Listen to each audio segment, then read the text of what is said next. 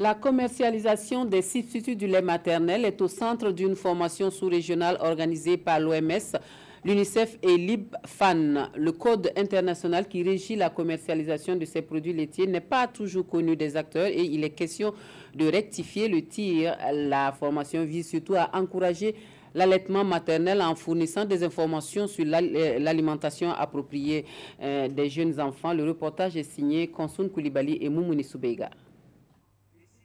Ici de 9 pays d'Afrique de l'Ouest, ils sont dans la capitale burkinabé pour réaffirmer de vive voix leur attachement à la pratique de l'allaitement maternel.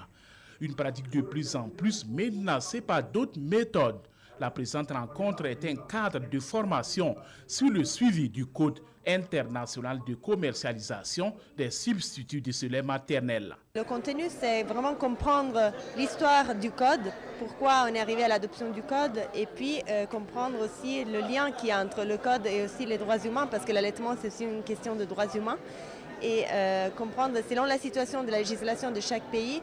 L'OMS et l'UNICEF accompagnent ce projet. Il est question pour ces deux partenaires d'apporter les touches pour le bien-être des enfants. La formation de ce matin est très importante parce qu'elle vise la protection de l'allaitement, qui est une intervention très importante pour la survie de l'enfant. Nous accompagnons le gouvernement dans ce cadre-là.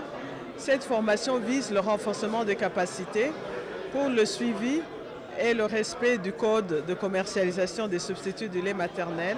C'est une démarche que le département de la santé du Burkina salue. Pour le conseiller technique représentant le ministre de la Santé, le gouvernement burkinabé travaille déjà dans ce sens.